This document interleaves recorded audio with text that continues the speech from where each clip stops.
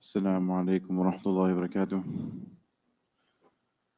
بسم الله الرحمن الرحيم. نحمده ونصلي على رسوله الكريم. أما بعد.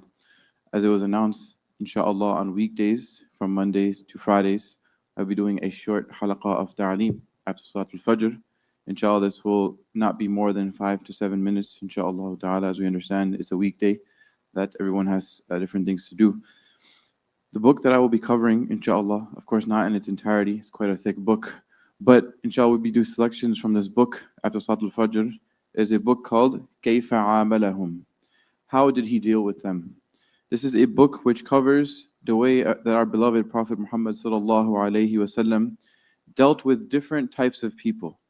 For example, the wives, how did the Prophet sallallahu alaihi wasallam deal with his wives, his children, his grandchildren, his family members, his ashab, his companions, those people who had a special connection with him, the khawas, the women in general, right? His guests, the hypocrites, his neighbors, people of special needs, people who came and asked him questions, the new Muslims, the people who were arguing amongst one another, the rich people, the poor people, the who's who of society. These are all different types of people, and the Prophet ﷺ dealt with each one of these people in a different manner. And so we all know that the beloved Prophet ﷺ is the greatest example for mankind. Allah subhanahu wa ta'ala says, لَقَدْ كَانَ لَكُمْ فِي رَسُولِ اللَّهِ أُسْوَةٌ حَسَنَةٌ. Indeed, you have in Rasulullah ﷺ a beautiful example. And this was the wisdom as to why the Prophet, Allah subhanahu wa ta'ala, sent the Prophet Muhammad ﷺ.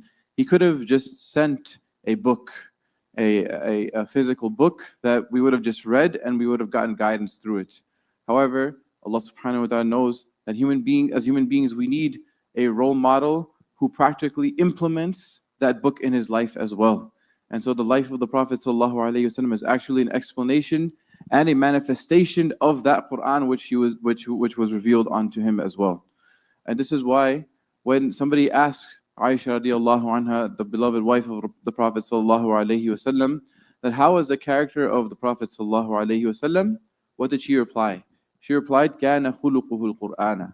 His character was the Quran. His character was an embodiment and a manifestation of every single beautiful quality you see in the Quran. It was manifested in the life of the Prophet ﷺ.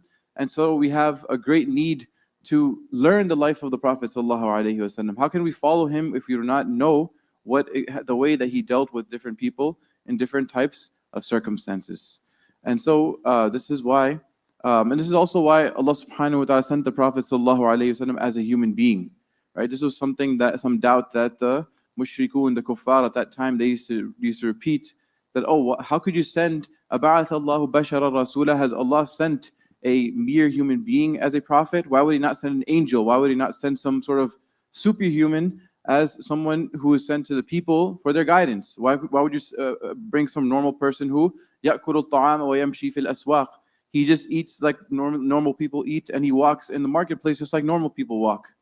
The answer is that Allah subhanahu wa ta'ala sent the Prophet ﷺ as a normal human being, although the greatest of all human beings, so that we can implement what the Prophet ﷺ did. And because he would come across normal situations just as we come across normal situations in day-to-day life, and so we can learn so much just looking at the way the Prophet ﷺ dealt with all of these situations with the best of all character, as Allah described him, وَإِنَّكَ لَعَلَى خُلُقٍ عَظِيمٍ, that you are indeed upon great character. Allah subhanahu wa ta'ala specifically praised the character of the Prophet ﷺ.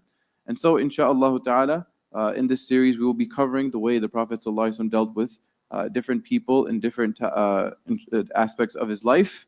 And through this, inshallah, we will learn a lot and we will develop our character. Somebody might have the question that this is the month of Ramadan, this is a month of ibadah, this is a month of fasting, this is the month of reading Quran. So why are you talking about character?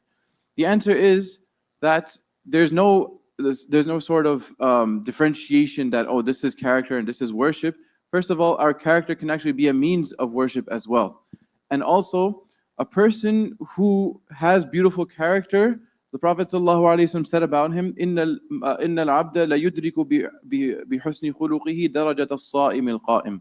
That a slave, by virtue of his beautiful character, he can actually attain the status of a person who regularly fasts and regularly worships. Now, it's important to note that this is talking about extra worship. You cannot just say, oh, I have beautiful character, so I don't have to fast anymore and I don't have to do these things. No, we have to fulfill our fara'id no matter what, right? And actually, our fulfilling these ibadat and doing this worship should actually purify our character and make us even better people. If our salah, if our fasting is not making us better people and are dealing with other people better, then we have to think to ourselves that we may be doing something wrong. Because Allah tells us, "Inna salata tanha anil fahsha'i wal munkar," that salah indeed prevents people from immorality and evil. And so we have to think to ourselves, are we truly doing ibadah and worshipping Allah subhanahu wa ta'ala, or are we doing something else? So inshallah, this will be a means of beautifying our character and enhancing all the worship that we are doing as well. May Allah subhanahu wa ta'ala grant us all tawfiq. Wa akhiru da'wana alhamdulillahi rabbil alameen.